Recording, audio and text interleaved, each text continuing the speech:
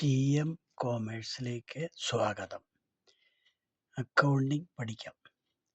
ഇന്ന് trial balance ഒരു പ്രാവശ്യം കൂടി നമ്മൾ ആവർത്തിക്കുകയാണ്.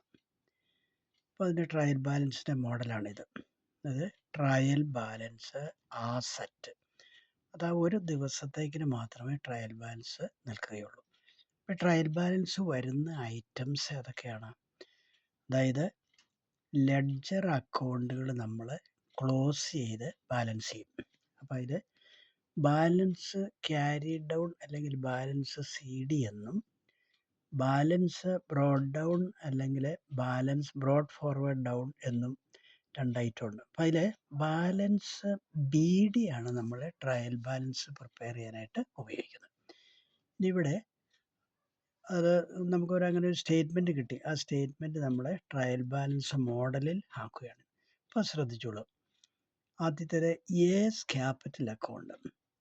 അപ്പോൾ ലെഡ്ജറിലുള്ള ക്യാപിറ്റൽ അക്കൗണ്ട് ക്രെഡിറ്റ് ബാലൻസ് ആണ് കാണിക്കുന്നത്. അപ്പോൾ ഇതിവിടെ 41,000 എന്ന് നമ്മുടെ ക്രെഡിറ്റ് ബാലൻസ് കോളത്തിൽ കാണിച്ചു. ഇനി ഡ്രോയിങ്സ് അക്കൗണ്ട്. ഡ്രോയിങ്സ് അക്കൗണ്ട് ആണ്. ഡ്രോയിങ്സ് അക്കൗണ്ടിൻ്റെ പ്രത്യേകത എന്താണ്?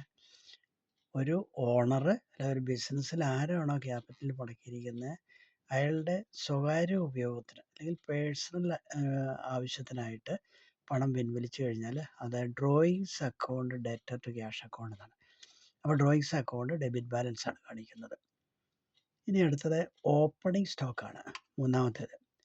ഈ ഓപ്പണിംഗ് സ്റ്റോക്കിൽ ഇവിടെ നമ്മൾ ബിസിനസ് തുടങ്ങിയപ്പോൾ നമുക്ക് കുറച്ച് സ്റ്റോക്ക് ഉണ്ടായിരുന്നു. അതിൻ്റെ വാല്യൂ എന്ന് പറയുന്നത് ഈ 17,000 രൂപയാണ്. അത് ഡെബിറ്റ് ബാലൻസ് ആണ്. സ്റ്റോക്ക് എന്ന് പറഞ്ഞാൽ ആസെറ്റാണ്. അപ്പോൾ അത് ലെഡ്ജറിൽ ഡെബിറ്റ് ബാലൻസ് ആയിരിക്കും കാണിക്കുന്നത്. ഇനി അടുത്തത് മെഷീനറിയാണ്. മെഷീനറിയിൽ അതും ഒരു അസറ്റാണ്. അത് 20,000 രൂപയുടെ മെഷീനറി ഉണ്ട്. അതും ഡെബിറ്റ് ബാലൻസ് ആണ് കാണിക്കുന്നത്. ഇനി അടുത്തത് ഓഫീസ് ഫർണിച്ചറാണ്. ഓഫീസ് ഫർണിച്ചർ ഇത് 15,500 ഉണ്ട്. അതും അസറ്റ് ആയതുകൊണ്ട് അത് ഡെബിറ്റ് ബാലൻസ് ആണ് കാണിക്കുന്നത്. ഇനി അടുത്തത് സൺട്രി ഡെറ്റേഴ്സ് ആണ്. ഡെറ്റർ എന്ന് പറഞ്ഞു കഴിഞ്ഞാൽ നമുക്ക് പണം തരാനുള്ളവരാണ് ഡെറ്റർ എന്ന് വിളിക്കുന്നത്. സൺട്രി ഡെറ്റേഴ്സ് എന്ന് പറഞ്ഞു കഴിഞ്ഞാൽ ആരിൽ നിന്നൊക്കെ നമുക്ക് പണം കിട്ടാനുണ്ടോ അവരെ എല്ലാം നമ്മുടെ സൺട്രി ഡെറ്റേഴ്സ് എന്നുള്ള ഒറ്റ ഹെഡിങ്ങിലാണ് കൊണ്ടുവരുന്നത്. അപ്പോൾ ഇവിടെ ഡെറ്റേഴ്സ് ഡെബിറ്റ് നമുക്ക് പണം തരാനുള്ള നമ്മുടെ അസറ്റാണ്. അപ്പോൾ ഡെബിറ്റ് ബാലൻസ് ആണ് കാണിക്കുന്നത്. അപ്പോൾ ഡെബിറ്റ് ബാലൻസ് വരുമ്പോൾ ഇവിടെ സൺട്രി ഡെറ്റേഴ്സ് എന്ന് പറയുന്നത് ഒരു 10 പേരുണ്ടെന്ന് വിചാരിക്കും. 10 പേര് നമ്മളിൽ നിന്ന് കടം മേടിച്ചിട്ടുണ്ടെങ്കിൽ ആ 10 പേരുടെയും കൂടെ കൂടി ടോട്ടൽ എമൗണ്ട് എടുത്തിട്ടാണ് ഇവിടെ എഴുതിയിരിക്കുന്നത്. 10 ഡെറ്റേഴ്സിൻ്റെയും കൂടെ കണക്കെടുത്തിട്ട് അത് ഡെബിറ്റ് ബാലൻസ് കാണിക്കും. ഇനി അതുപോലെ തന്നെ സൺട്രി ക്രെഡിറ്റേഴ്സ് ഉണ്ട്. നമ്മൾ കടം മേടിച്ചിട്ടുണ്ടാവും. ഇവിടെ സൺട്രി ക്രെഡിറ്റേഴ്സ് ഉണ്ട്. അപ്പോൾ നമ്മൾ കടം മേടിച്ചിട്ടുണ്ടെങ്കിൽ അത് ക്രെഡിറ്റേഴ്സ് നമ്മൾ കടം മേടിച്ചവർ, നമ്മൾ കൊടുക്കാനുള്ളവർ. സൺട്രി എന്ന് പറയുമ്പോൾ പലരിൽ നിന്ന് നമ്മൾ കടം മേടിച്ചിട്ടുണ്ടാകും ബിസിനസ് ആവും. അപ്പോൾ അതെല്ലാം കൂടെ കൂടി ഇവിടെ 45,000 ഉണ്ട്. ഇനി അടുത്തത് ക്യാഷ് അറ്റ് ബാങ്ക്. ബാങ്കിൽ കിടക്കുന്ന ക്യാഷ് 18,200 ഉണ്ട്. ഇവിടെ 18,200 ഉണ്ട് ബാങ്കിലെ ക്യാഷ്. അപ്പോൾ അത് ഡെബിറ്റ് ബാലൻസ് ആണ്. ഇനി അടുത്തത് ക്യാഷ് ഇൻ ഹാൻഡ്. നമ്മുടെ കയ്യിലുള്ള പണം എത്രയാണോ അത് 750 ഉണ്ട്. അതാകുമ്പം അസറ്റാണ്, അത് ഡെബിറ്റ് ബാലൻസ് ആണ് ക്യാഷ് ഇൻ ഹാൻഡ് കാണിക്കുന്നത്. ഇനി അടുത്തത് പർച്ചേസസ് ആണ്. പർച്ചേസസ് എന്ന് പറഞ്ഞാൽ നമ്മൾ goods account debtor to cash account അല്ലെങ്കിൽ purchases account debtor to cash account എന്നായിരിക്കും. അപ്പോൾ പർച്ചേസസ് എന്ന് പറഞ്ഞാൽ ഡെബിറ്റ് ബാലൻസ് ആണ്. നമ്മൾ 30,000 രൂപയുടെ സാധനം നമ്മൾ വാങ്ങിയിട്ടുണ്ട്, അത് നമ്മുടെ അസറ്റാണ്. ഇനി അതുപോലെ തന്നെ ഡിസ്കൗണ്ട് അലൗഡ്. നമ്മൾ ഡിസ്കൗണ്ട് കൊടുത്തു, അപ്പോൾ അത് നോമിനൽ ഐറ്റമാണ്, നമുക്ക് ചിലവാണ്, നഷ്ടം വന്നതാണ് 1,200 രൂപ. ഇനി അടുത്തത് സെയിൽസ് ഉണ്ട്. സെയിൽസ് നമ്മൾ വിറ്റതാണ്. മൊത്തം വിറ്റിരിക്കുന്നത് 55,000 രൂപയുടെ. അപ്പോൾ അത് ക്രെഡിറ്റ് ബാലൻസ് ആണ് സെയിൽസ്. ഇനി അടുത്തത് ക്യാരിയേജ് ഇൻവേഴ്സ് ആണ്. എന്ന് പറഞ്ഞാൽ നമ്മൾ സാധനങ്ങൾ വാങ്ങി നമ്മുടെ ഗോഡൗണിൽ കൊണ്ടുവരുന്നതിന് വന്ന ചിലവാണ് ക്യാരിയേജ് ഇൻവേഴ്സ്. അത് 1,200 രൂപയുണ്ട്. ഇനി ഇൻഷുറൻസ് കൊടുത്ത് നമ്മൾ ഇൻഷുറൻസ് ചാർജ് അടയ്ക്കും. അപ്പം വല്ല ഫയർ ഇൻഷുറൻസോ തെഫ്റ്റ് ഇൻഷുറൻസോ, അതായത് തീപിടുത്തം മൂലം വരുന്ന നഷ്ടം റിക്കവർ ചെയ്യാനായിട്ട്, അല്ലെങ്കിൽ മോഷണം മൂലം വരുന്ന നഷ്ടം നികത്താനൊക്കെ നമ്മൾ ഇൻഷുറൻസ് കൊടുക്കുന്നുണ്ട്. ആ ഇൻഷുറൻസ് എന്ന് പറയുന്നത് ഇവിടെ 800 രൂപയാണ്. ഇനി അടുത്തത് പ്രിൻറ്റിങ് ആൻഡ് സ്റ്റേഷനറി. നമ്മളെ ഓഫീസ് വർക്കൊക്കെ വേണ്ടിയിട്ട് ചില പ്രിൻ്റ് ഐറ്റംസൊക്കെ മേടിക്കും. അതുപോലെ തന്നെ സ്റ്റേഷനറി ഐറ്റംസ്, ഓഫീസിൽ ഉപയോഗിക്കാനുള്ള പേന, പെൻസില്, പേപ്പറുകൾ, ഇങ്ങനെയുള്ള ഐറ്റം. അതുപോലെ തന്നെ നമ്മൾ വല്ല ലെറ്ററൊക്കെ പ്രിൻ്റ് ചെയ്യണമെങ്കിൽ അതിനൊക്കെ കൊടുത്ത ചിലവിനെയാണ് നമ്മൾ പ്രിൻറ്റിങ് ആൻഡ് സ്റ്റേഷനറി എന്ന് പറയുന്നത്. അത് ഇവിടെ 675 രൂപയുണ്ട്. ഇനി അടുത്തത് റെൻ്റ് ആൻഡ് ടാക്സസ്. റെൻ്റ് ഐറ്റത്തിലും ടാക്സ് ഐറ്റത്തിലും ഒക്കെ നമ്മൾ 1100 രൂപ കൊടുത്തത്, വാടകയും പിന്നെ നികുതിയൊക്കെ കൊടുത്ത് 1100 രൂപ കൊടുത്തത് നമുക്ക് ചിലവാണ്.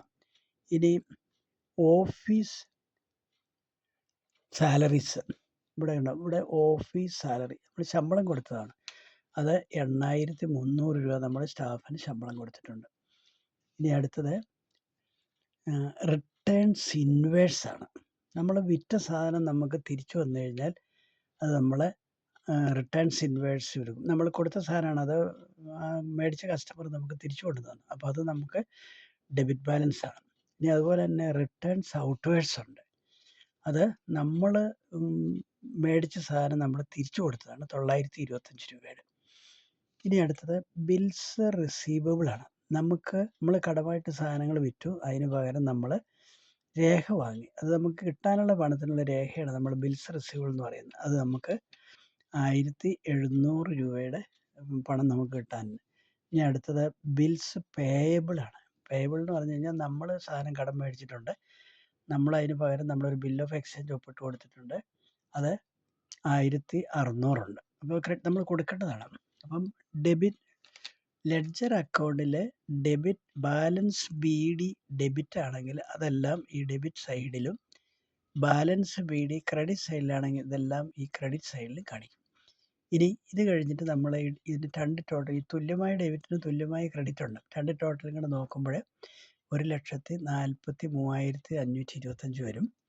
അത് ഡെബിറ്റും ക്രെഡിറ്റും തുല്യമായിട്ട് വന്നു. അപ്പോൾ ഇതുകൊണ്ട് നമുക്ക് ഒരു നിഗമനത്തിലെത്താം, ഒരു അസംഷനിലെത്താം. എന്താണ്?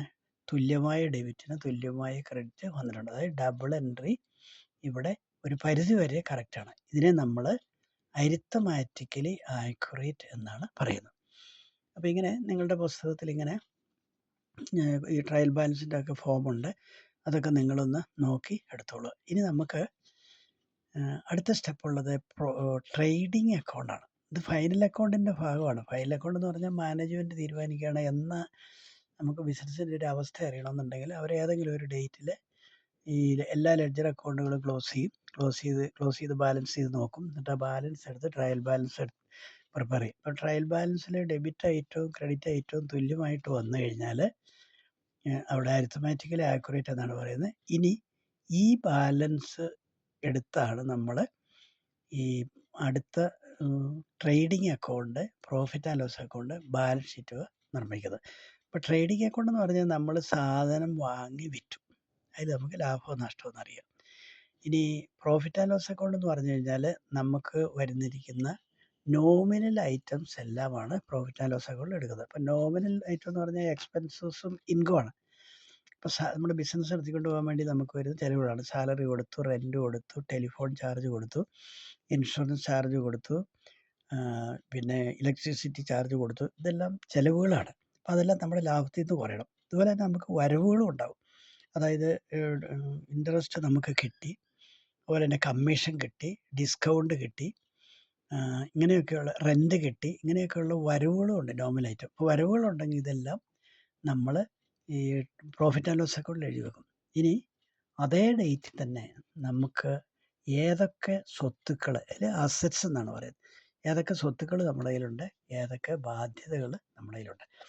അപ്പോൾ അതിൻ്റെ ഒരു സിമ്പിൾ ഫോമാണിത്. ഇത് മാത്രം മനസ്സിലാക്കുക. ഇനി അതിൽ ഈ ട്രയൽ ബാലൻസിൽ നമ്മൾ പ്രിപ്പയർ ചെയ്ത് കഴിഞ്ഞിട്ട് പിന്നീട് കുറേ അഡ്ജസ്റ്റ്മെൻറ്റുകളുണ്ട്. അതൊക്കെ നമുക്ക് വരും പാഠങ്ങളിൽ പഠിക്കാം. ഇപ്പോൾ ഈ സിമ്പിൾ ഫോം ഒന്ന് മനസ്സിലാക്കി വെക്കുക. അതായത് ട്രയൽ ബാലൻസ് എന്താണ്, profit and loss, trading account എന്താണ്, പ്രോഫിറ്റ് ആൻഡ് ലോസ് അക്കൗണ്ട് എന്താണ്, ബാലൻസ് ഷീറ്റ് എന്താണ്. അപ്പോൾ ഇത് എല്ലാവർക്കും മനസ്സിലായി കാണുമെന്ന് വിചാരിക്കുന്നു. അപ്പോൾ എല്ലാവർക്കും മനസ്സിലായിട്ടുണ്ടെങ്കിൽ അത് നിങ്ങൾ ലൈക്ക് ചെയ്യുക, നിങ്ങളുടെ സുഹൃത്തുക്കളുമായിട്ട് ഷെയർ ചെയ്യുക, അതുപോലെ തന്നെ സബ്സ്ക്രൈബും ചെയ്യുക. എല്ലാവർക്കും എല്ലാവിധ വിജയാശംസകളും നൽകിക്കൊണ്ട് നിർത്തുന്നു. നന്ദി, നമസ്കാരം.